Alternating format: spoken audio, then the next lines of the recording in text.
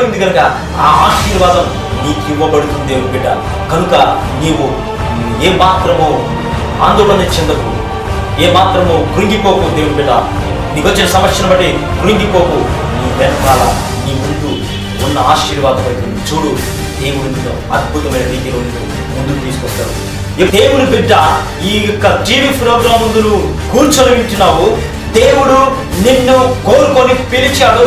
నీ కుటుంబంలో నీ బంధువుల్లో చాలా మంది ఉన్నారు, కానీ ఎవరిని పిలవలేదు. నిన్నే ఎందుకు పిలిచాడంటే నీ పట్ల గొప్ప ప్రణాళిక ఇమిడి ఉంది దేవుని దగ్గర. నీ దేవుని ప్రణాళికలో నువ్వు ఉన్నావు కనుక నీవు ఈ రోజు ఈ మహాదేవుని యొక్క సువర్తమానం విని రక్షించబడి ఆయన మాటలు వింటున్నావు. ఆయన మాట వింటుండగానే ఆయన నిన్ను కోరుకున్నాడన్న మాట నువ్వు వింటున్నప్పుడే దేవుని యొక్క అభిషేకము నీలోకి విడుదలైంది.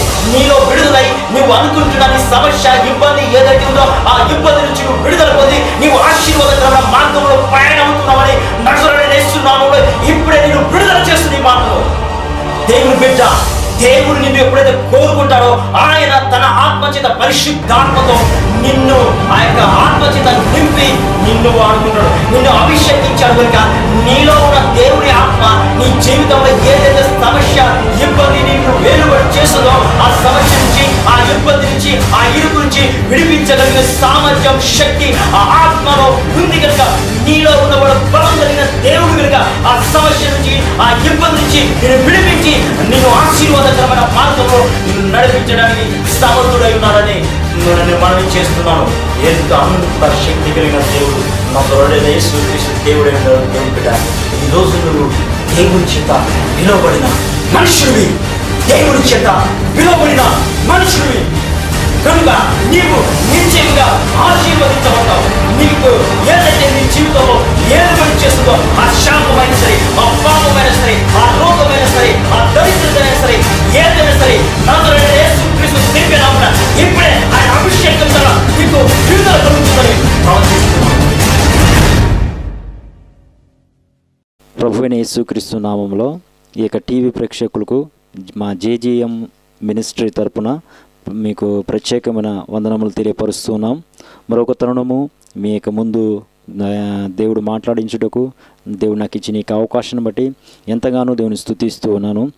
అనేకులు తమ యొక్క ఫోన్స్ కాల్స్ ద్వారా మేము బాగా దీవించబడ్డామని మాతో ఫోన్లో తెలియపరచడం, దాన్ని బట్టి కూడా ప్రభువైన యేసుక్రీస్తు నామములో మీ అందరికీ శుభాభివందనాలు తెలియపరుస్తూ ఉన్నాం. మహోన్నతుడైన మా దేవానికి వందనాలు చెల్లిస్తున్నా ప్రభా. ప్రత్యేకంగా ప్రభా నీ యొక్క సన్నిధిలో ప్రభా ఈ దినమున ప్రభా మరొక తరుణం ప్రభా ఈ యొక్క బిడ్డలతో కలిసి ప్రభా నీ వాక్యాన్ని బోధించుటకు మీరు ఇచ్చిన అవకాశం బట్టి స్తుతిస్తున్నా ప్రభా. నజరేయుడైన యేసుక్రీస్తు దివ్యనామముపేట నీ యొక్క రక్తాన్ని నా మీద ప్రోక్షించండి ప్రభా. పరిశుద్ధపరచమని ప్రార్థిస్తున్నా ప్రభా. టీ ముందు కూర్చున్న ప్రతి ఒక్క బిడ్డలను ప్రభా మీరు ముట్టి స్వస్థపరచమని ప్రార్థిస్తున్నా ప్రభా. వింటుండగా వారి జీవితాలు గొప్ప కార్యం జరుగునుగా కానీ ప్రకటిస్తున్నాను ప్రభా. నాలోకి మీరు వచ్చి మీ ప్రజలతో మీరుగా మాట్లాడమని ప్రార్థిస్తున్నాను. పరిశుద్ధాత్మతో మీరు నేను కలిసి ఆయా తరి ఈ వాక్య పరిచయం ముందుకెళ్ళి తీసుకెళ్ళుటకు ప్రత్యేక మీ సహాయం దయచండి ప్రభా. ఆయా నన్ను మరుగుపరిచి మీరు తండ్రి మీరు స్క్రీన్లోకి రమ్మని ప్రార్థిస్తున్నా ప్రభా.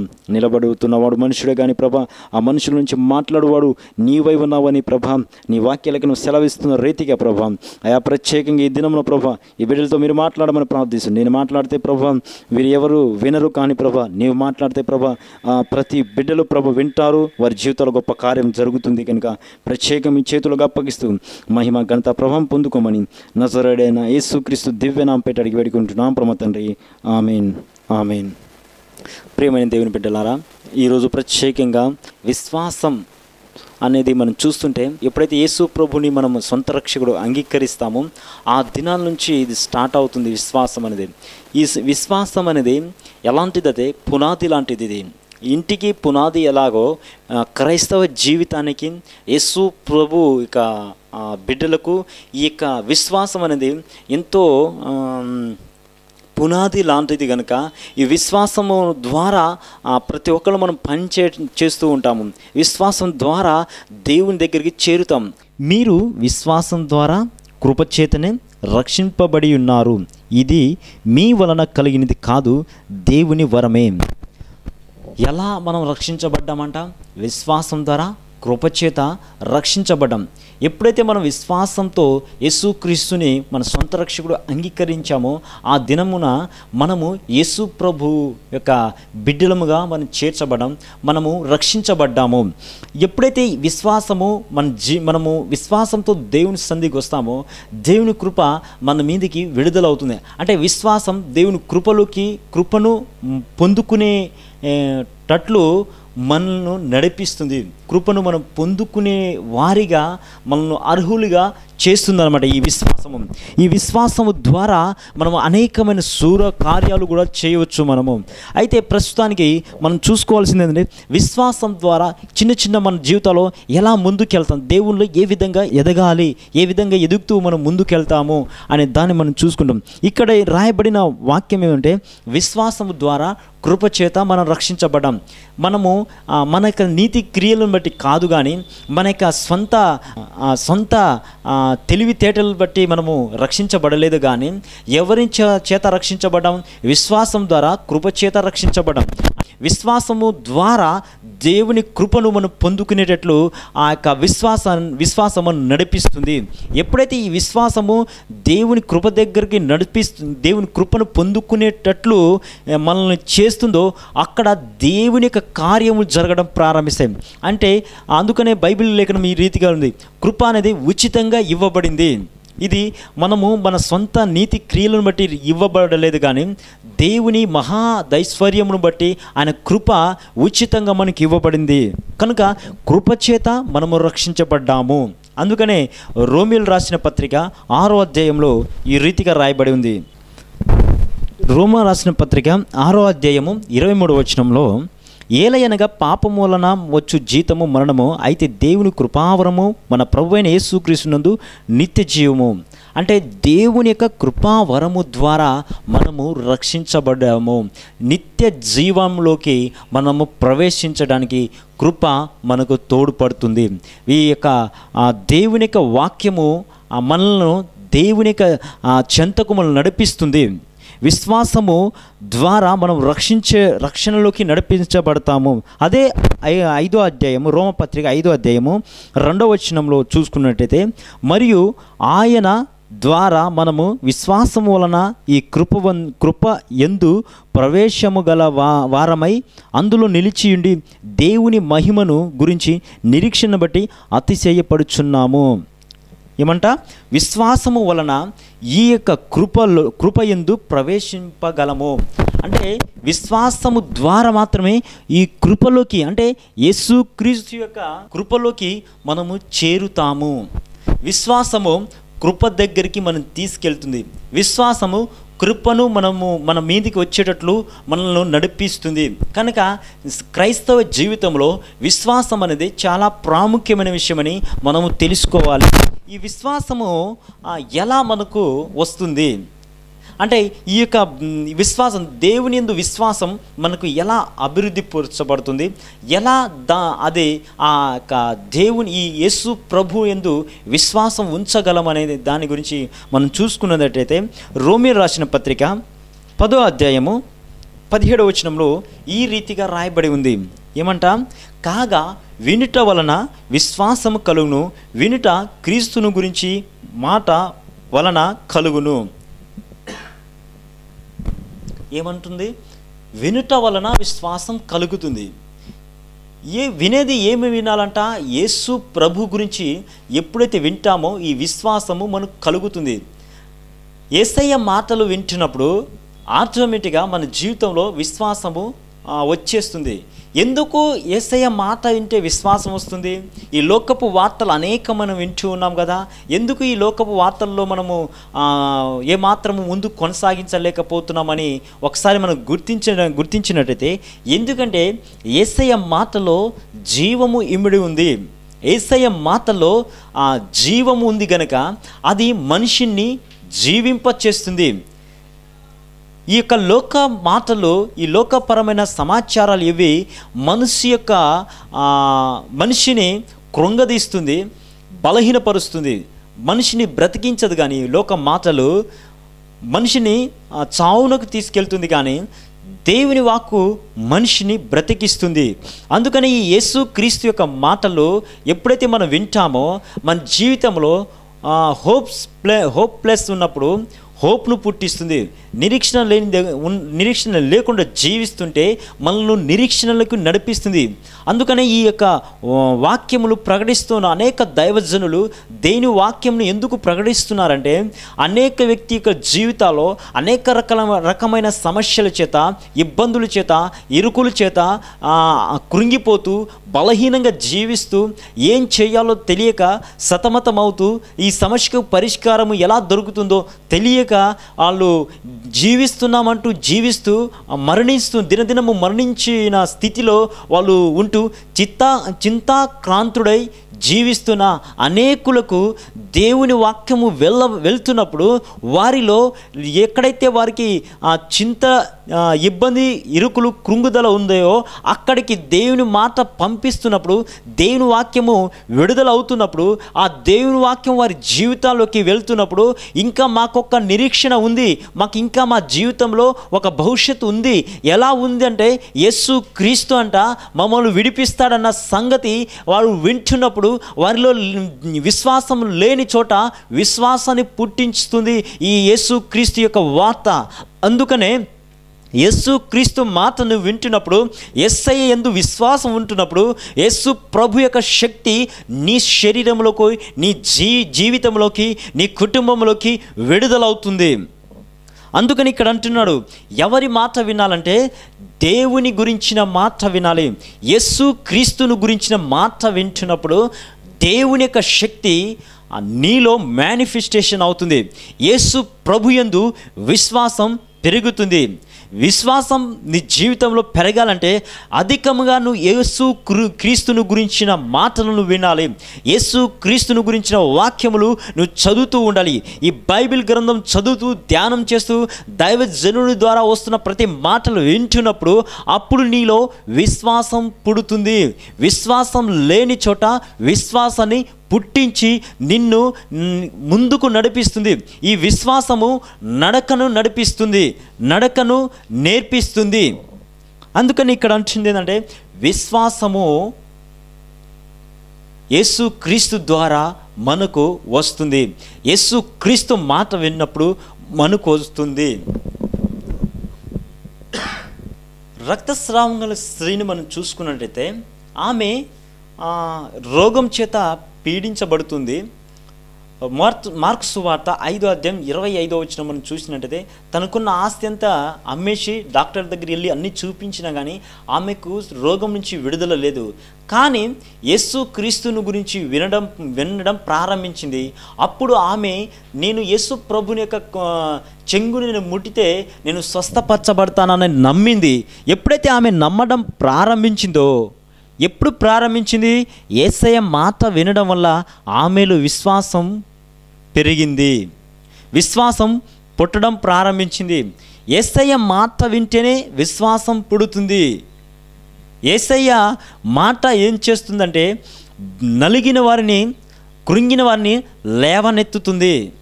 నీ జీవితం అంతా ఇరిగిపోయి పాడైపోయి ఇంకా నా జీవితం అంతా లేదు, ఇంకా నా జీవితం ఇక్కడి నుంచి ముగించేస్తాను అని నువ్వు అనుకొని ఇలా బాధపడుతూ ఉంటే ఈరోజు యేసు ప్రభు మాట నీ యొద్దకు వస్తుంది.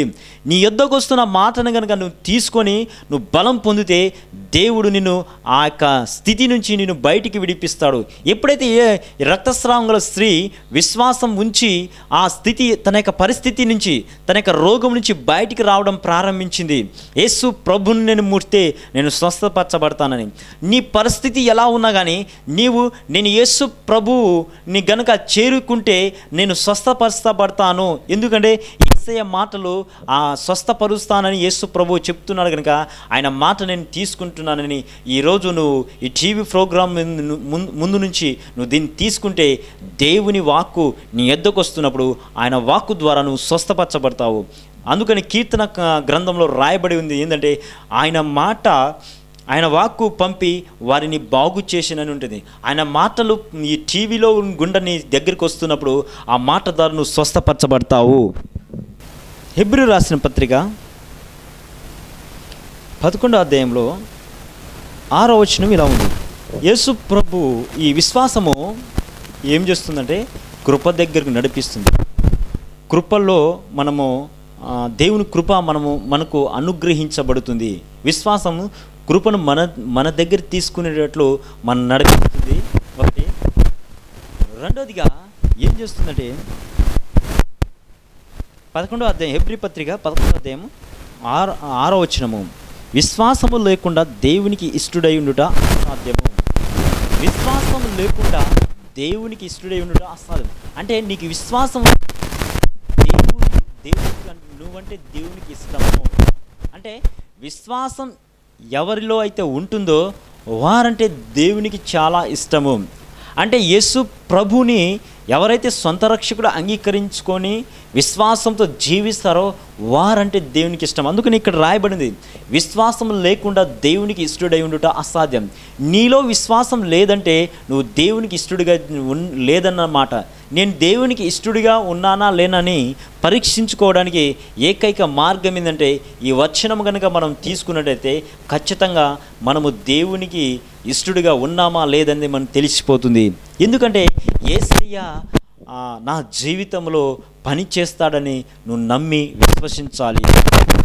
ఆయన యందు విశ్వాసం కనుక దేవుని సన్ని నీ కుటుంబంలో నువ్వు ప్రార్థన చేస్తున్నప్పుడు, ఒంటరిగా నువ్వు ప్రార్థన చేసేటప్పుడు నీకేం అర్థం అవ్వాలంటే యేసయ్య నాతో ఉన్నాడు, యేసయ్య ఈ స్థలంలో ఉన్నాడు. నేను ఎప్పుడైతే మోకరిస్తానో అక్కడ యేసయ్య ఉన్నాడన్న సంగతి, దేవుడు ఇక్కడే ఉన్నాడు, ఈ స్థలమందు నేను ఎక్కడైతే మోకరిస్తున్నానో అక్కడ దేవుడు ఉన్నాడని నువ్వు నమ్మాలి. ఫస్ట్ భయపడవలసిన అవసరం లేదు. ఎందుకంటే యేసు క్రీస్తు మన కరువు నుండి బయటికి తీస్తాడని మనం నమ్మాలి. చూడండి, ఏలియా అహాబుతో 3.5 సంవత్సరాలు వర్షము ఇక్కడ కురవదని చెప్పేసి అక్కడి నుంచి ఆ దేశం నుంచి వెళ్ళిపోయి ఒక వాగు దగ్గర కూర్చున్నప్పుడు కరువుతో ఉన్నారు. కానీ ఏలియా మాత్రం దేవుని నమ్మిన బిడ్డ, విశ్వాసంతో దైవజనుడు ఉన్నాడు కనుక ఆ దైవజనుడికి కాకోలం ద్వారా దేవుడు ఆహారాన్ని పంపించి అక్కడ పోషించినట్టు మనం చూస్తాము. అక్కడ పోషించడం అయిపోయిన తర్వాత ఒక పేద ఎదవరాలు దగ్గర తీసుకెళ్ళాడు దేవుని బిడ్డ.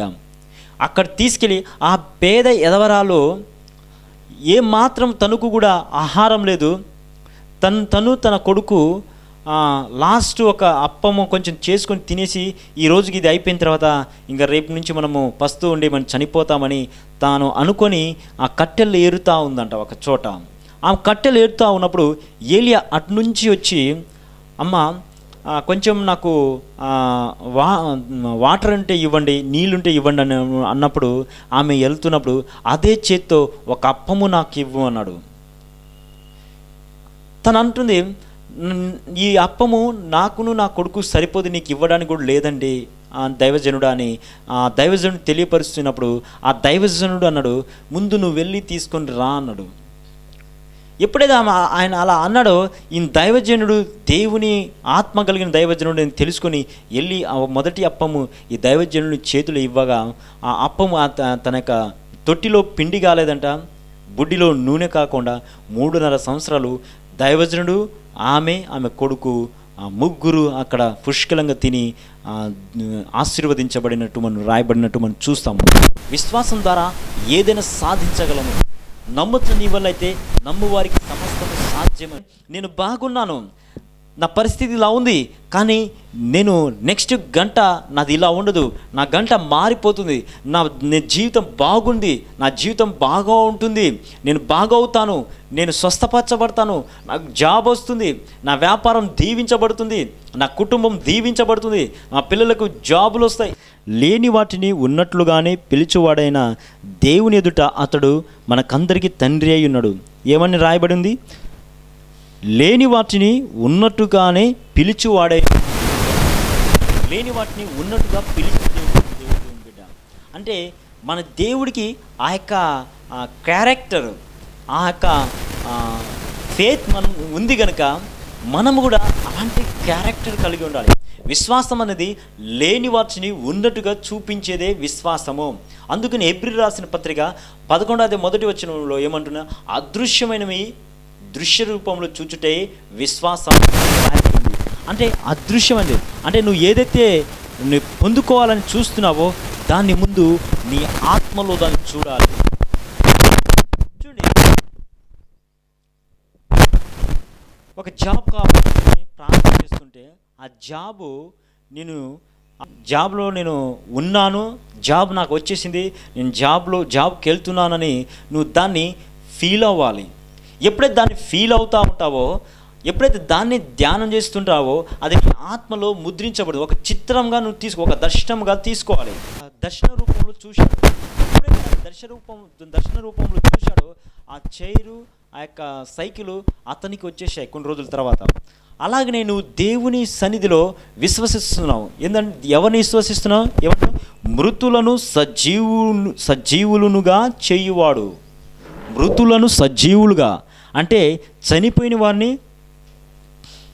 జీవంలోనికి తీసుకొచ్చే దేవుణ్ణి నమ్ముతున్నా. అంటే ఆ దేవుడు ఎంత శక్తి కలిగిన వాడో అబ్రహాంకి తెలుసు. నువ్వు నమ్ముతున్న దేవుడు ఎంత శక్తి కలిగిన దేవుడు అని నువ్వు నమ్మితే అప్పుడు లేని వాటిని ఉన్నట్టుగా నువ్వు చూపించగలవు. అంటే నీ జీవితంలో లేని సమృద్ధిని ఉన్నట్టుగా నువ్వు పిలుస్తావు. నీ జీవితంలో ఉన్న రోగాన్ని బయటికి వెళ్ళమని ఆజ్ఞాపించి ఆరోగ్యాన్ని నువ్వు పిలుస్తావు. నీ వివాహం కాలేదని నువ్వు బాధపడుతుంటే నాకు వివాహం అయినట్టు నువ్వు తలుస్తావు. ఈ వ్యాపారము ఇంకా అభివృద్ధి కావట్లేదని నువ్వు అనుకొని బాధపడుతుంటే ఇలా విశ్వాసంతో ఇలా అంటావు. ఎలా అంటే నా వ్యాపారము దీవించబడింది, నా వ్యాపారం లాభంలోకి వెళ్తుందని నువ్వు మాట్లాడతావు. ఎప్పుడైతే నీ కన్సీవ్ లేకుండా నువ్వు బాధపడుతున్నావో నువ్వు ఎలా అనుకుంటావు? నేను కన్సీవ్ అయ్యాను, నేను పిల్లల్ని కంటాను, మాకొక బాబు ఉన్నాడని నువ్వు ఎప్పుడైతే దాన్ని అలా ధ్యానం చేస్తూ విశ్వసిస్తావో అప్పుడు దేవుడు నీ జీవితంలో నీ యొక్క గర్భాన్ని యొక్క డోర్స్ను తెరుస్తాడు. నీ గర్భాన్ని ఓపెన్ చేస్తాడు దేవుని బిడ్డ. నీ క్యాన్సర్ నుంచి నువ్వు బాధపడుతుంటే నేను క్యాన్సర్ లేదు నాకని నువ్వు మాట్లాడుతావు. డైలీ నువ్వు నాకు క్యాన్సర్ ఉందని నువ్వు మాట్లాడుతూ ఇన్ని రోజులు నువ్వు బాధపడుతున్నావేమో, ఈరోజు నువ్వు క్యాన్సర్ ఉందని నువ్వు మాట్లాడకూడదు.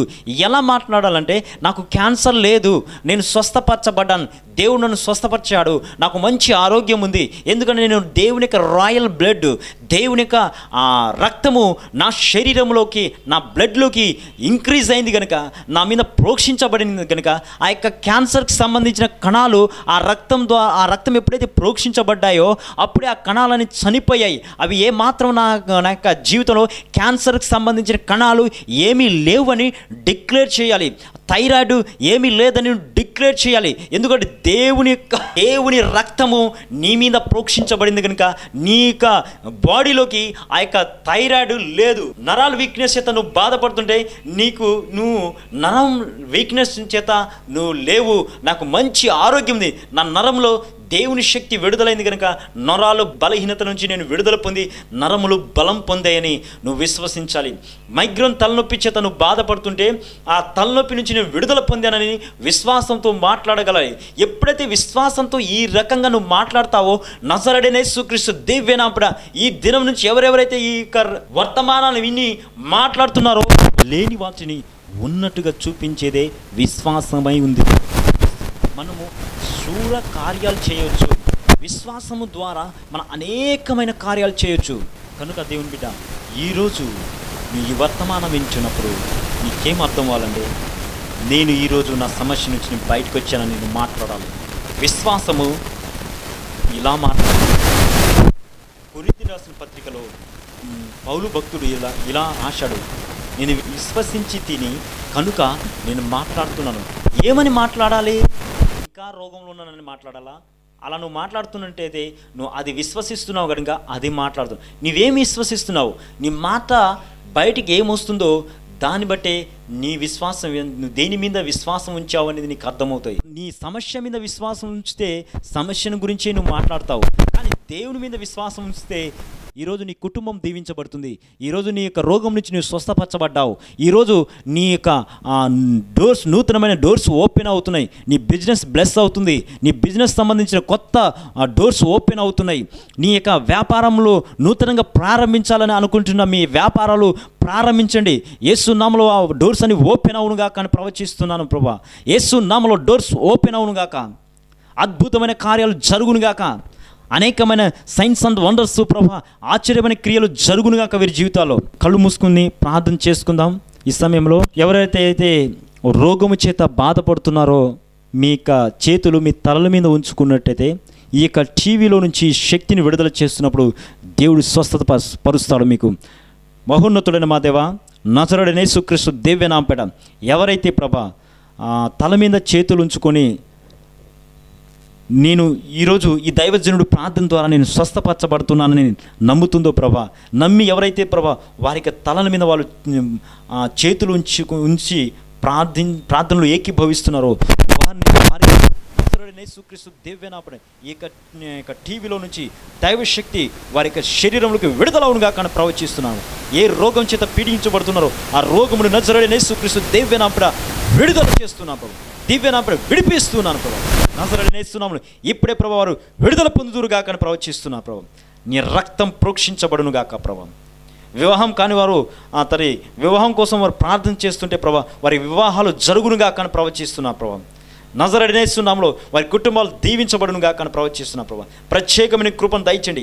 ఈ విశ్వాసం ద్వారా వారి కృపలో ప్రవేశించారు కనుక కృపలో నుంచి ప్రభా నీకు ఇష్టమైన బిడ్డలుగా వీరు అయ్యారు కనుక ప్రభా, నీకు ఇష్టమైన బిడ్డలు అయ్యారు కనుక నీ కుమారులుగా మీరు పిలువబడుతున్నారు కనుక ప్రభా, ఈ యొక్క విశ్వాసం వీళ్ళు బలం పొందుతూ ముందుకెళ్ళే కృపాభిషేకం ఈ బిడ్డలు మీరు దయచేయమని, తద్వారా మీ నామని మీరు మహిమ పొందుకొని ఈ యొక్క టీవీ పరిచయం మీరు దీవించిన ఆశీర్వదించింది. తను ఎవరైతే ఈ యొక్క గుప్పిలు విప్పుతున్నారో ఈ యొక్క టీవీ ప్రోగ్రాం నిమిత్తం ప్రభా ఆ కుటుంబాన్ని మీరు దీవించండి. వారి చేతి పనుల వాళ్ళ బిజినెస్ని మీరు దీవించి ఆశీర్వదించమని ప్రార్థిస్తున్నా ప్రభా.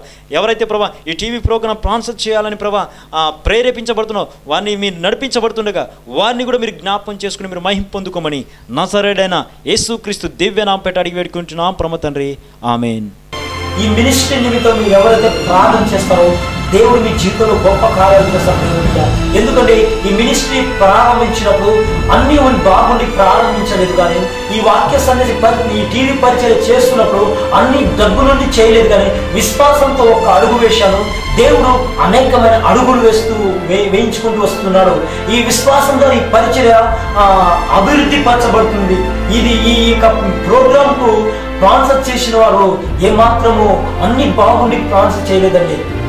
ఎందుకంటే దేవుని విశ్వాసంతో మేము చేయలేకపోతున్నా ఈ సేవకుడు చేస్తున్నాడు కనుక ఈ సేవకుడికి మేము కొంచెం అమౌంట్ని గుప్పిడి విప్పితే మేము కూడా ఈ పరిచయలో భాగస్తులు అవుతాము. మేము ఇచ్చిన అమౌంట్ ద్వారా అనేకులు ఆశీర్వదించబడతారు. దేవుడు తద్వారా మాకు దేవుడు దీవిస్తాడన్న ఆ సత్యం వాళ్ళకి తెలుసు, ఆ మర్మం వాళ్ళకి తెలుసు కనుక ఈ చాలా మందికి దేవుడి సువార్త ప్రకటించబడుతున్న మర్మం తెలియదు కనుక ఏమాత్రము తమ యొక్క గుప్పిలు విప్పడానికి ఇష్టపడరు. దేవుని బిడ్డ సువార్త ప్రకటించే పాదములు సుందరం అన్నాడు. దేవుడు వాక్యము ప్రకటించబడుతున్నప్పుడు నీవు కూడా నాతో కలిసి వస్తున్నావన్న సంగతి నీకు తెలవాలి మొట్టమొదటిసారిగా. ఎందుకంటే నీవు చేయలేంది దేవుడు నా ద్వారా చేయిస్తున్నాడు కనుక నీవు ఆ గుప్పిలి విప్పుతున్నప్పుడు ఆ యొక్క గుప్పిలి విప్పుదలలో దేవుని ఆశీర్వాదం నీకు విండుగా వస్తాయి. ఎందుకంటే నీవు ఇచ్చిన అమౌంట్ ద్వారా కొన్ని వేల మంది దేవుని వర్తమానాన్ని అనేకులు దేవుని కార్యం చూస్తున్నారు. అనేక జీవితాలు దేవుని వైపు తిప్పబడుతున్నాయి కనుక అవన్నీ నీ కౌంట్లోకి వస్తాయి. దేవుని బిడ్డ యేసు ప్రభు నేను పరలోక రాజ్యం వెళ్ళిన తర్వాత ఆ యొక్క సభలో నేను అడుగుతున్నప్పుడు నువ్వు ఎంత డబ్బు సంపాదించుకున్నావు, ఏం చేశావు, ఈ యొక్క భూలోకంలో ఏం సంపాదించుకున్నావు అనేది అడగడు. కానీ దేవుని బిడ్డ నీవు ఎంతమంది ఆత్మలను రక్షణకు నడిపించావు అనేది దేవుడు మొట్టమొదటిగా అడిగే ప్రశ్న అయింది. దేవుని బిడ్డ నీవు చేయలేని పరిస్థితులు ఉంటే నీ దగ్గర డబ్బు ఉండొచ్చు, కానీ నువ్వు పని చేయలేకపోవచ్చు, దేవుని సువార్త ప్రకటించలేకపోవచ్చు అని బాధపడి ఉండొచ్చు. ఈ యొక్క పరిచయంలో కనుక నీ యొక్క గుర్తులు విప్పితే నీవు ఈ పరిచయంలో పాలన భావిస్తున్నావు. దేవుని బిడ్డ చాలా మంది దేవుని పని చేయాలనుకున్నాము, పరిస్థితులు వారికి అనుకూలపరచకపోవడం వల్ల ఎంతో బాధపడుతున్నాము. ఈ రోజు నువ్వు అలా బాధపడవలసిన అవసరం అవసరం లేదు దేవుని బిడ్డ. ఎందుకంటే ఈ పరీక్షలు నీ గుప్పిడిప్పితే నీ పక్షంగా దేవుడు ఇక్కడ తన సేవకుని ద్వారా నీ పని జరిగించడానికి ఇష్టపడుతున్నాడు దేవుని బిడ్డ.